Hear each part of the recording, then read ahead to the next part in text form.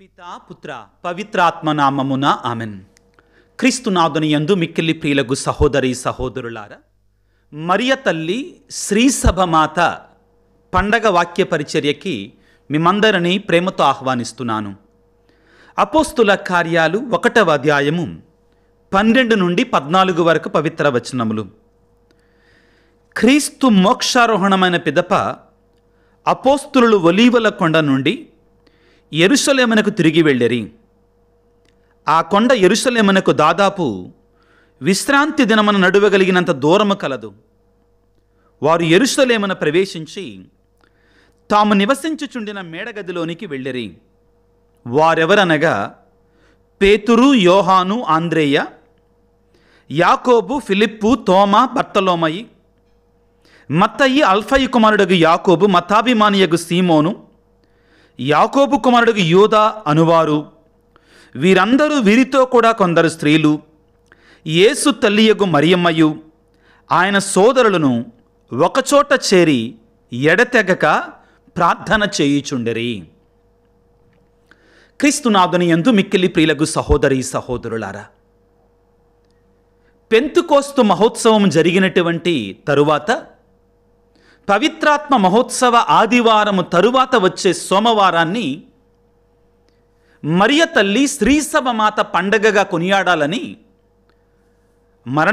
పరమపదించినటువంటి Francis పాపు గారు ఆజ్ఞ జారీ చేశారు. కారణం ఏమిటి అంటే, పెంతుకోస్తు పండగని శ్రీసభ సంఘం యొక్క జన్మదినోత్సవముగా కొనియాడతాం. ఆనాడు పరిశుద్ధాత్మ సర్వేశ్వరుడు ఆది అపోస్తుల మీదకి వేంచేసి వచ్చి అపోస్తులు అప్పటి నుండి వేద సువార్తని ప్రకటించటం ప్రారంభించారు. క్రీస్తు భగవానుడు కూడా అపోస్తుల కార్యాలు 1వ అధ్యాయము 4వ వచనములో, మీరు యెరూషలేమును విడిచి వెళ్ళక మీకు తెలియపరచినట్టు నా తండ్రి చేసిన వాగ్దానము కొరకు వేచి ఉండండి అనని స్వయముగా యేసు ప్రభు అపోస్తులతోటి మీరు సిద్ధపడి ఉండండి, వేచి ఉండండి, పరిశుద్ధాత్మను పొందే వరకు కూడా మీరు బయటికి వెళ్ళొద్దు యెరూషలేమును విడిచి అని ఆజ్ఞ జారీ చేశారు. దేవుని యొక్క వాగ్దానం ప్రకారం పరిశుద్ధాత్మని ఆది అపోస్తులు మరియ తల్లి స్వీకరించారు. ఆనాడు శ్రీసభ జన్మదినోత్సవముగా మనందరం కూడా అంగీకరించాలి. పరిశుద్ధాత్మ అపోస్తుల మీదకి వేంచేసి వచ్చి సువార్త పరిచర్య అపోస్తుల ద్వారా ప్రారంభమైనటువంటి దినం ప్రియులకు దేవుని బిడ్డలారా. అయితే మరియ తల్లి శ్రీసభ మాత, సంఘము యొక్క తల్లి అనేటువంటిది అనాది కాలము నుండి కూడా క్రైస్తవులు, కథోలికులు విశ్వసిస్తున్నటువంటిది. అయితే దీనికి బలాన్ని చేకూరుస్తూ ప్రియులారా 1964వ సంవత్సరములో ఆరవ పౌలు పాపు గారు వాటికన్ మహాసభ జరిగినప్పుడు ఆ పత్రాల లూమెన్ జెన్సియం అనే పత్రములో మరియ తల్లి శ్రీసభ మాత అని ఆ లూమెన్ జెన్సియం అనేటువంటి పత్రములో 60 నుండి 65 కలిగిన సంఖ్యలలో స్పష్టముగా తెలియజేయటం జరిగింది. మరియమాత, శ్రీసభ మాత, ఈ సంఘం అనేటువంటి ఈ శ్రీసభకు తల్లి అని చెప్పటం మాత్రమే జరిగింది. కానీ 2018వ సంవత్సరంలో పరమపదించినటువంటి పరిశుద్ధ ఫ్రాన్సిస్ పాపు గారు పెంతుకోస్తు పండగ జరిగిన తెల్లారే సోమవారం ఈ మరియమాత శ్రీసభ మాత అనే పండగని యావత్ కథోలిక శ్రీసభ కొనియాడాలి అని ఆయన ఆజ్ఞ జారీ చేయటం, తద్వారా 2018వ సంవత్సరం నుండి కూడా మరియ తల్లి శ్రీసభ మాత అనే పండగని దైవార్చన క్యాలెండర్లో చేర్చటం, దివ్యబలి పూజలో ఒక పండగగా కొనియాడటం ఆనవాయితీగా, సంప్రదాయంగా చేయటం జరుగుతుంది. మరియ తల్లి శ్రీసభకు తల్లి అని ఏ విధముగా మనం చెప్పగలం బైబిల్ ఆధారంగా? ముఖ్యంగా నేను మీ ముందు 4 అంశాలు ఉంచదలుచుకున్నాను ప్రియులారా. మొదటిది, మరియ తల్లి యేసు ప్రభువుకి తల్లి. మరియ మాత మానవుడిగా జన్మించినటువంటి క్రీస్తు భగవానునికి మాత, తల్లి. దీనిని మనం లూకాసు వార్త 1:38 మరియ తల్లి గాబ్రియేలు సన్మాన్సుకుడు మరియ తల్లి దగ్గరికి వచ్చి, అమ్మా అనుగ్రహ పరిపూర్ణురాల, నీకు శుభము, నీకు వందనమని పలికి, దేవుని కుమారుడు నీ ద్వారా ఈ లోకానికి రాబోతున్నాడు అన్నప్పుడు లూకా 1:38 నేను ప్రభువు దాసురాలను, నీ మాట చొప్పున నాకు జరుగునుగాక అని పలకటము ద్వారా దేవునికి, యేసు ప్రభువుకి తల్లి కావటం జరిగింది.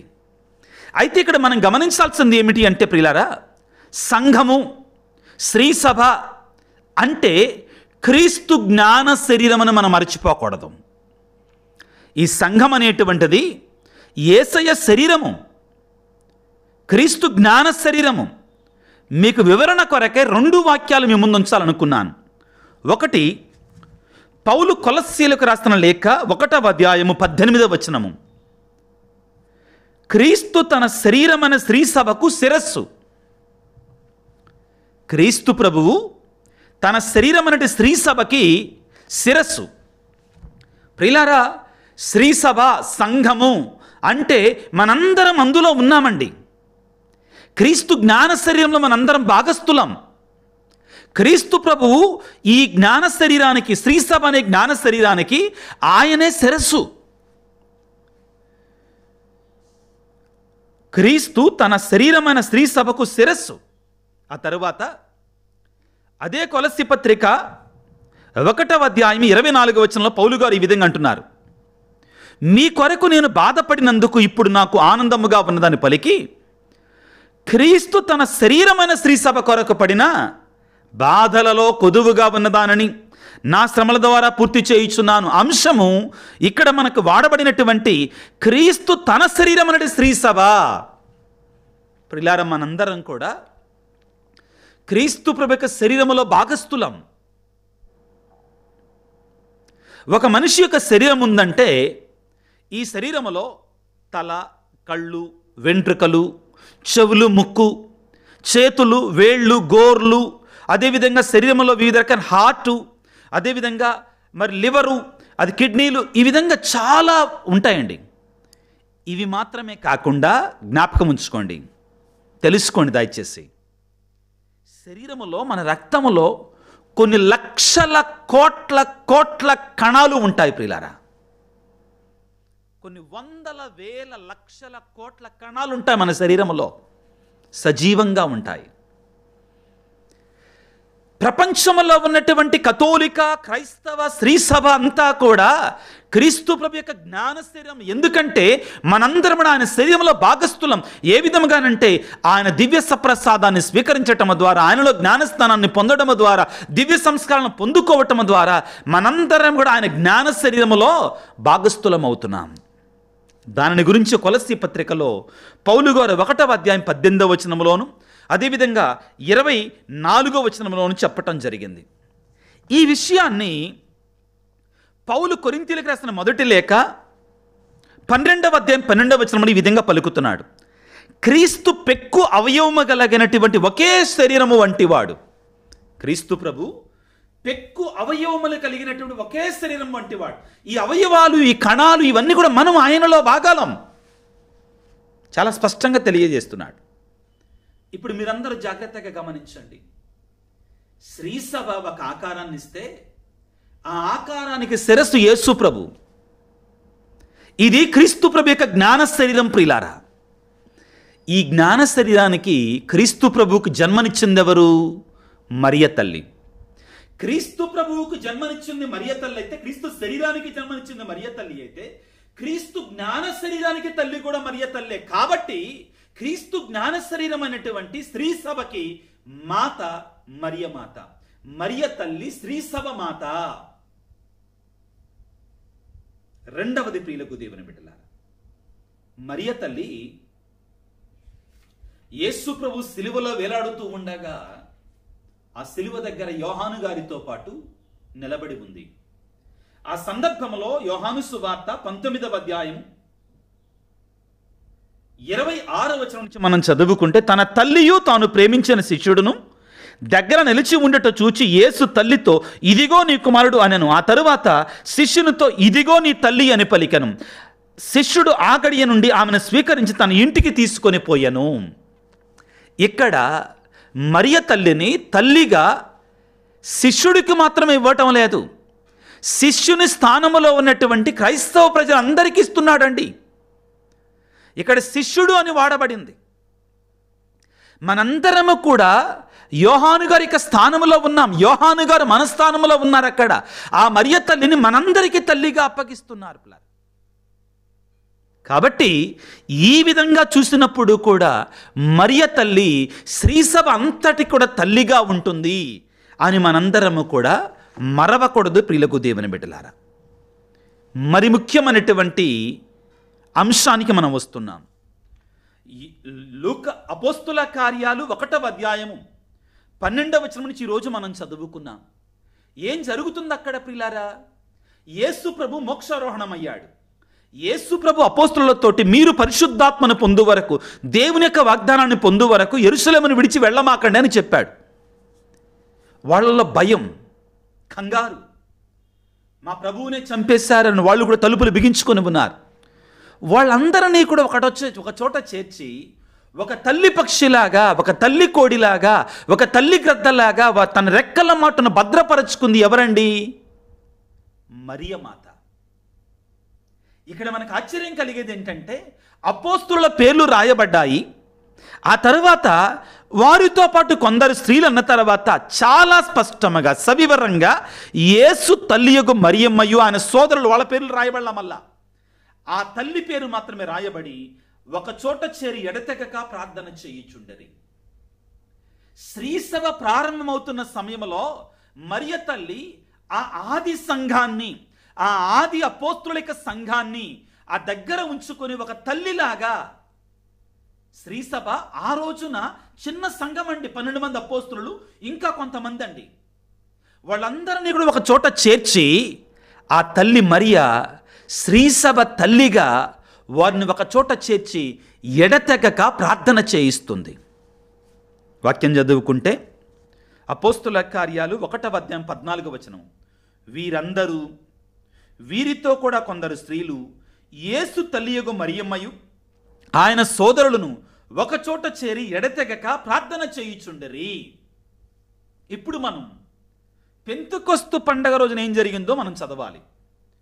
పెంతుకొస్తు పండుగ దినము వచ్చినప్పుడు వారందరూ ఒక చోట కూడి ఉండిరి. ఈ ఒక చోట అనే పదాన్ని మనం 14వ వచనంలో కూడా చదువుకున్నామండి. ఏమిటి? యేసు తల్లియగు మరియమ్మయు ఆయన సోదరులను ఒక చోట చేరి. ఎక్కడా ఒక చోట? మేడపై గదిలో యేసు ప్రభు దివ్య సప్రసాదాన్ని, గురుత్వాన్ని, దివ్య బలి పూజని స్థాపించినటువంటి పవిత్రమైన స్థలం, శిష్యుల పాదాలు కడిగినటువంటి పరిశుద్ధమైన స్థలం. ఆ మేడపై గదిలో మరియ తల్లి యొక్క ఆధ్వర్యంలో శిష్యులందరూ కూడా ఎడతెగక ఒకచోట చేరి ప్రార్థన చేస్తుండగా పరిశుద్ధాత్మ దేవుడు వారి మీదకి అగ్నినాళికల రూపంలో, ప్రియులకు దేవుని బిడ్డలారా, ఒక గొప్ప ధ్వని వలె, ఒక బలమైనటువంటి గాలి వలె వారి మీదకి వేంచేసి రావటం, వారి మీదకి పరిశుద్ధాత్మ దేవుడు దిగి రావటాన్ని మనం చూస్తున్నాం.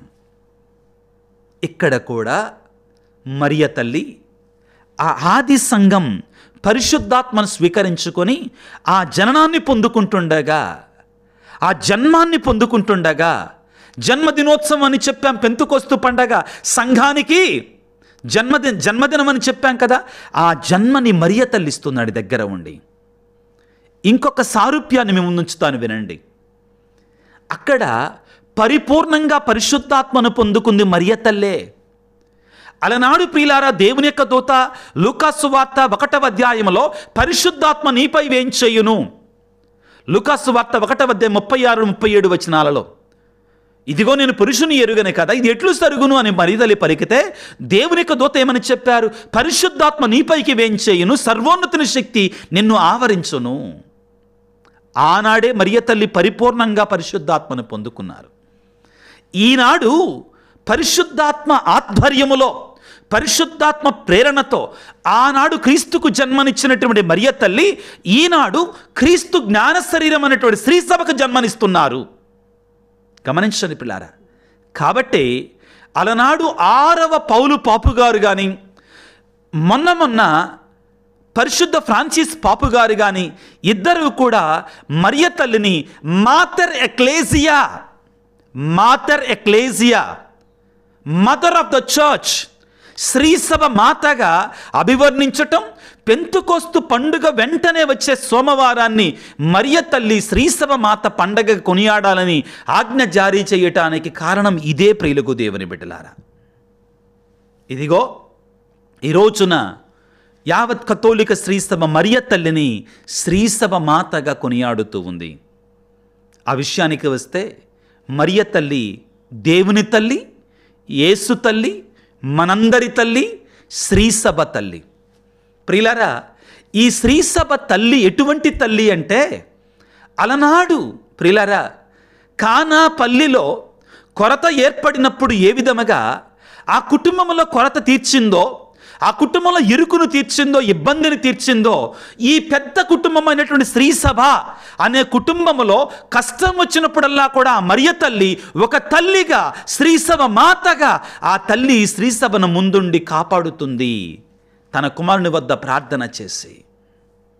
ఇది ఒక గొప్ప పండగ ప్రియులారా, అర్థవంతమైన పండగ, బైబిలు ఆధారమైనటువంటి పండగ. కాబట్టి ఆ మరియ తల్లిని ఈ రోజున ప్రత్యేకంగా శ్రీసభ కొరకై ప్రార్థించమని వేడుకోవాలి.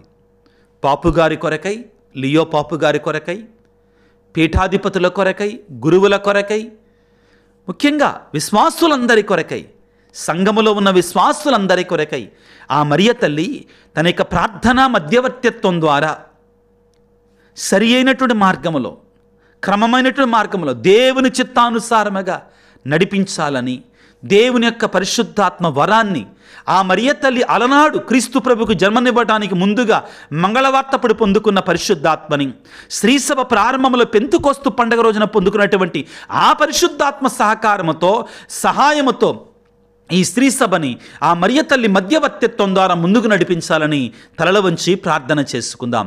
ప్రియులారా, క్లిష్టమైన పరిస్థితుల్లో ఉంది శ్రీసభ. ఎక్కడ చూసినా యుద్ధాలు, విశ్వాసులలో విశ్వాసం సన్నగిల్లిపోతుంది, అంటగట్టుకొని పోతుంది. విశ్వాసులు ఎంతోమంది అవిశ్వాసులుగా మారుతున్నారు. మరియ తల్లి ఫాతిమాలో చెప్పినట్లుగా పాపులు ఎక్కువైపోతున్నారు. ఆ మరియమాతను వేడుకుందాం. ఆ తల్లి యొక్క మధ్యవర్తిత్వం ద్వారా, ప్రార్థన ద్వారా మనందరిని దీవించమని, శ్రీసభని ముందుండి నడిపించమని శ్రీసభ మాతగా తల్లిని వేడుకుందాం. సర్వశక్తిమంతుడా, సర్వోన్నతుడా యేసురాజా, నీ తల్లి అయిన మరియను శ్రీసభ యావత్తుకు కూడా తల్లిగా ప్రసాదించినందులకు గాను మీకు వేలాది వందనాలు, స్తుతులు, స్తోత్రాలు. అలనాడు ఆ తల్లి మంగళవార్త సమయంలో నీకు తల్లిగా ఉద్భవించింది. శిలువ మీద వేలాడుతూ ఆ తల్లిని మాకందరికీ యోహాను గారి ద్వారా తల్లిగా ఇచ్చావు. మేడపై గదిలో పెంతుకొస్తు పండగ రోజున శ్రీసభ ప్రారంభ దశలో ఆ తల్లి ఒక తల్లిగా ఆ శ్రీసభకి జన్మనిచ్చింది పరిశుద్ధాత్మ ద్వారా. అమ్మా తల్లి మరియమాత, మా కొరకే ప్రార్థించమ్మా, శ్రీసభ కొరకే ప్రార్థించమ్మా.